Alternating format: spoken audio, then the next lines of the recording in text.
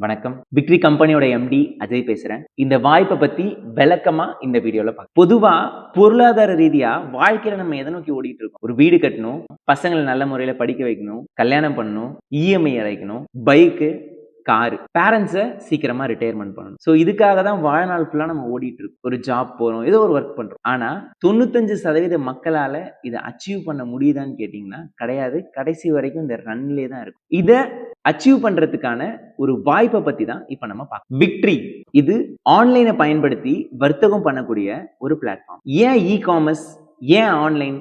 ஏன்னா இப்ப ஆன்லைன்ன்றதா வளர்ந்துகிட்டு இருக்கு. இதுக்கு முன்னாடி நம்ம என்னென்ன விஷயங்கள்ல நேரடியா போய் பண்ணோமோ அது எல்லாத்தையும் இப்ப ஆன்லைன்ல பண்ணிட்டு விக்ட்ரிக்ஸ் கோர் நெட்வொர்க் பிரைவேட் லிமிடெட் இது ஒரு இ காமர்ஸ் சார்ந்த கம்பெனி. ஏன் ஆன்லைன், ஏன் இ காமர்ஸ்? ஏன்னா இப்போ ஆன்லைன்ன்றது தான் வளர்ந்துகிட்டு இருக்கு. இதுக்கு முன்னாடி நம்ம நேரடியா பண்ணிட்டு இருந்த விஷயங்கள்ல இப்ப நம்ம ஆன்லைன்லயே பண்ண ஆரம்பிச்சோம். முன்னாடி பேங்க்ல போய் பணம் எடுக்கிறது ஒரு பெரிய ப்ராசஸ். ஆனா இப்போ ஜிபே, போன்பே மூலமா இப்படின்றதுக்குள்ள பணத்தை இன்னொருத்தவங்களுக்கு அனுப்பிடலாம். ஸ்மார்ட் கார்டு அப்படின்றது ரேஷன் கார்டை தாண்டி வந்துருச்சு. அப்போ இந்த ஆன்லைன்ன்றது தவிர்க்க முடியாத ஒரு சக்தியா இருக்கு.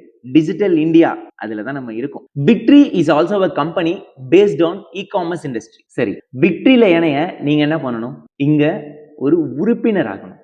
உறுப்பினர் ஆகிறதுக்கு ரொம்ப சிம்பிள்.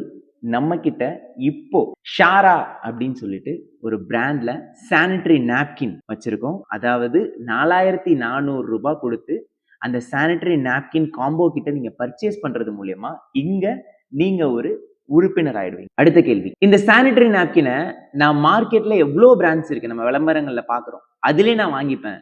ஏன் நான் விக்டரியில வாங்கணும்? சாதாரணமா பயன்படுத்துற முக்காவாசி நாப்கின்ஸ் குளோரின், டயாக்சின் போன்ற ஆபத்தான கெமிக்கல்ஸால தயாரிக்கப்படுது. பிளாஸ்டிக்ல மேக்சிமம் மேனுஃபேக்சர் பண்றாங்க. இது மூலியமா பல பெண்கள் பாதிப்படைகிறாங்க. இந்த பாதிப்புகளும் ஒரு மாற்றா விக்டரியோட ஷாரா நாப்கினை நம்ம ப்ரொவைட் பண்றோம். இப்போ நான் பர்ச்சேஸ் பண்ணிட்டேன்.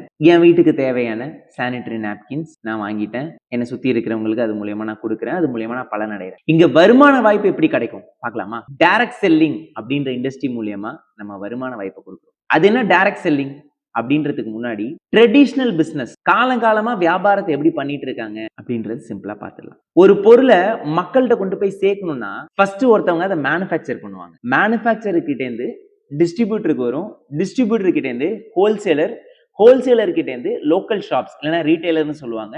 அந்த ரீட்டைலர் கிட்ட இருந்து கஸ்டமர் போய் வாங்குவாங்க. அப்போ உற்பத்தி பண்ற பொருள் கஸ்டமர் சேர்றதுக்கு இடையில மினிமம் 3ல இருந்து 4 நபர்களை தாண்டி தான் வருது. இது மட்டும் அல்லாமல் அந்த பொருளுக்குன்னு ஒரு அட்வர்டைஸ்மெண்ட், அது எந்த பொருளை வேணா எடுத்துக்கலாம். நீங்க பயன்படுத்துற சோப்பா இருக்கலாம், நீங்க பயன்படுத்துற பேஸ்டா இருக்கலாம், ஹேர் ஆயிலா இருக்கலாம். அட்வர்டைஸ்மெண்ட்டுக்கு அவ்வளவு செலவு பண்ணுவாங்க. இதுதான் ட்ரெடிஷனல் மார்க்கெட்டிங். 10 ரூபாய்க்கு ஒரு பொருளை நீங்க கஸ்டமரா வாங்குறீங்கன்னா அதோட மேனுஃபேக்சரிங் காஸ்ட் அதிகபட்சம் 2 ரூபாயா இருக்கும். அப்ப பேலன்ஸ் இருக்க 8 ரூபாய் எங்க போகுது? மிடில் மேன்ஸ் மற்றும் அட்வர்டைஸ்மெண்ட்டுக்கு செலவாகுது. இங்க டைரக்ட் செல்லிங்னா என்ன? ரொம்ப சிம்பிள். இங்க மிடில் மேன்ஸும் கிடையாது, அட்வர்டைஸ்மெண்ட்டும் கிடையாது. ஒருத்தவங்க மேனுஃபேக்சர் பண்றாங்க, டைரக்டா கம்பெனி எடுத்துக்கிறோம், அந்த கம்பெனி கிட்ட இருந்து கஸ்டமருக்கு வருது. அப்ப பொருளை சேல் பண்றது மூலியமா கம்பெனியோட ப்ராஃபிட்ன்றது அதிகமா இருக்கும். அந்த ப்ராஃபிட்டை யாரு மூலியமா சேல்ஸ் நடக்குதோ, எந்த கஸ்டமர் மூலமா சேல்ஸ் நடக்குதோ அவங்களுக்கே கொடுக்குறாங்க ஒரு மெத்தட் மூலமா. அந்த மெத்தட் தான் இன்கம் பிளான். டைரக்ட் செல்லிங்னு சொன்ன உடனே நம்ம மைண்ட்ல ஐயோ இது எம்எல்எம் ஆச்சே, இது ஃப்ராட் பிசினஸ் ஆச்சே, இது இல்லீகல் ஆச்சே அப்படின்னு பல கேள்விகள் பல பேர் மைண்ட்ல ஓடும். எப்படி எல்லா இண்டஸ்ட்ரியிலுமே இல்லீகலான ஃப்ராட் பண்ற கம்பெனிஸ் இருக்கோ அதே மாதிரி இந்த டைரக்ட் செல்லிங் இண்டஸ்ட்ரியிலையும் இல்லீகலான ஃப்ராட் பண்ற கம்பெனிஸ் இருக்கு. அந்த இல்லீகல் கம்பெனிஸ்ல ஜாயின் பண்ணி மக்கள் சிரமப்படக்கூடாது அப்படின்ற காரணத்தினால கவர்மெண்ட் என்ன பண்ணாங்கன்னா இந்த டைரக்ட் செல்லிங்னா இப்படிதான் இருக்கணும்னு சொல்லிட்டு ஒரு சில ரூல்ஸ் கொண்டு வந்திருக்காங்க. இந்த ரூல்ஸ் இந்தியன் கவர்மெண்டோட கெசட்லயும் இருக்கு. ஒருவேளை இந்த டைரக்ட் செல்லிங்னாலே இல்லீகல் தான் அப்படின்ற விஷயம் இருந்துச்சுன்னா கவர்மெண்ட் இந்த இண்டஸ்ட்ரி மொத்தமா பிளாக் பண்ணிருப்பாங்க. அப்ப இந்த இண்டஸ்ட்ரியில இருக்க கம்பெனிஸ் இப்படிலாம் இருந்தா லீகல், இப்படி இருந்தா இல்லீகல். இந்தியன் கவர்மெண்ட் கெசட்ல இருக்க டைரக்ட் செல்லிங் ரூல்ஸ் 2021 அத நம்ம Tamil Nadu government 8th December 2023 Tamil Nadu government கெசட்ல ஏத்திருக்காங்க. GO MS number 160 notification under the consumer protection act. இதன் பிரகாரம் டைரக்ட் செல்லிங்க்கு ரூல்ஸ் அண்ட் ரெகுலேஷன்ஸ் கொடுத்திருக்காங்க. அந்த கவர்மெண்ட் ரூல்ஸ்ல என்னென்னலாம் சொல்லியிருக்காங்க அப்படின்றத ஷார்ட்டா பார்க்கலாமா? ரூல் நம்பர் 1, நீங்க ஸ்டார்ட் பண்ற கம்பெனி மணி சர்க்குலேஷனா இருக்கக்கூடாது.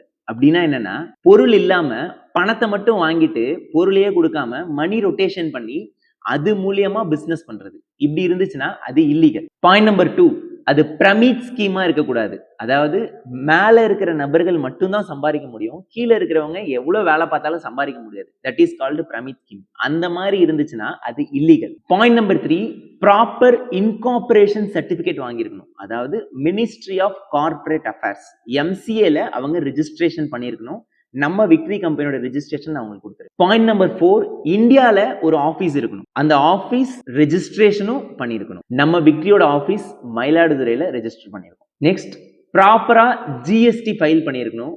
அப்போ அந்த ஜிஎஸ்டில ஃபர்ஸ்ட் ரெஜிஸ்ட்ரேஷன் பண்ணிருக்கணும், விக்டரியோட ஜிஎஸ்டி நம்பர்.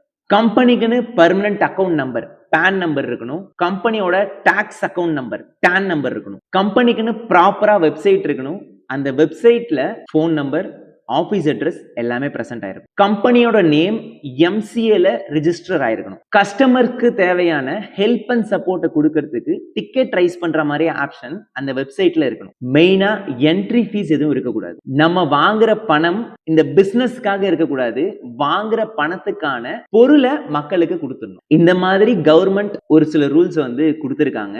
இந்த எல்லா ரூல்ஸையும் ஃபாலோ பண்ணி ஆரம்பிக்கப்பட்ட கம்பெனி தான் விக்ட்ரிக்ஸ் கோர் நெட்வொர்க் பிரைவேட் லிமிடெட். இப்போ லீகாலிட்டி பத்தின உங்களோட கிளாரிட்டி கிடைச்சிருக்கும்னு நம்புறேன். எப்படி இன்கம் பண்ணலாம் அப்படின்றத இப்ப நம்ம பார்க்கலாம். இப்போ நம்ம கொடுக்கிற income binary income, repurchase income கூடிய விரைவில் நம்ம லான்ச் பண்றோம். பைனரி இன்கம் பத்தி நம்ம பார்க்கலாம். நீங்க விக்டரியில ஒரு டிஸ்ட்ரிபியூட்டரா ஜாயின் பண்றீங்க. ஜாயின் பண்ண உடனே உங்களுக்குன்னு ஒரு யூசர் ஐடி பாஸ்வேர்ட் கிடைச்சிரும். அது இல்லாம உங்களுக்கு கொடுத்த காசுக்கு பொருள் கிடைச்சிரும். அந்த பொருளுக்கான பாயிண்ட் வேல்யூ 80 PV அப்படின்றத சொல்லுவோம். இப்ப நீங்க ஸ்டார்ட் பண்ணிட்டீங்க. அதே மாதிரி உங்களுக்கு கீழே ஏ அப்படின்ற ஒரு நபர் ஸ்டார்ட் பண்றாங்க, ரைட்ல பின்னு ஒரு நபர் ஸ்டார்ட் பண்றாங்க. அவங்களும் கேஷ் கொடுக்குறாங்க, கொடுத்த கேஷ்க்கு பொருள் வாங்கிட்டாங்க. அப்ப அவங்களுக்கும் 80 PV கிடைக்கும். அதாவது லெஃப்ட்ல 80 PV, ரைட்ல 80 PV பேர் மேட்ச் ஆச்சுன்னா ஒரு பேர் மேட்சுக்கு உங்களுக்கு 800 rupees அப்படின்றது கமிஷனா கிடைக்கும். வித் கண்டிஷன் ஒரு டைல் அப்படின்றது ரிலீஸ் ஆயிருக்கணும் ஃபர்ஸ்ட் இன்கம் எடுக்கும் போது மட்டும். Next, team referral income. அப்படின்னா என்னன்னா, நீங்க ஸ்டார்ட் பண்ணிட்டீங்க, லெஃப்ட்ல ஒருத்தர், ரைட்ல ஒருத்தர். லெஃப்ட்ல ஃபார் எக்ஸாம்பிள் ஏன்னு ஒரு பர்சன் இருக்காரு, ரைட்ல பின்னு ஒரு பர்சன் இருக்காரு. இந்த ஏன்ற பர்சன் மூலியமா ஒரு 10 பேர் ஸ்டார்ட் பண்றாங்க, பின்ற பர்சன் மூலியமா ஒரு 10 பேர் ஸ்டார்ட் பண்றாங்கன்னா, ஏன்ற நபர் லெஃப்ட்ல 5, ரைட்ல 5 பேர் மேட்ச் ஆயிருக்கும். அப்ப அந்த 5 பேர் மேட்சுக்கு A will get 4000 rupees, B will get 4000 rupees. மேல நீங்க இருக்கீங்க, நீங்க இந்த இடத்துல 8000 rupees இன்கம் எடுத்திருக்கு. அதாவது நீங்களும் இன்கம் எடுக்கிறீங்க, உங்களை நம்பி வந்த மக்களும் இன்கம் எடுக்கிறாங்க. எது மூலியமா? நம்ம சேல் பண்ற ப்ராடக்ட்ல இருந்து வர ப்ராஃபிட் மூலியமா கம்பெனிக்கு ஒரு ப்ராஃபிட், உங்களுக்கு ஒரு ப்ராஃபிட். சோ இதன் பிரகாரம் நம்ம டீம் கிரியேட் பண்ண அவங்களுக்கு கஸ்டமராவும் பெனிஃபிட், பிசினஸ் பண்றாங்கன்னா அதுலயும் ஒரு பெனிஃபிட். ஒரு ஐடியில ஒரு வாரத்துக்கு அதிகபட்சமா 60,000 ரூபாய் வரைக்கும் சம்பாதிக்க முடியும். அப்போ ஒரு மாசத்துக்கு அதிகபட்சமா ஒரு ஐடியில இருந்து 2,40,000 ரூபாய் வரைக்கும் சம்பாதிக்க முடியும். இதுதான் நம்ம விக்டரியோட இன்கம் பிளான்.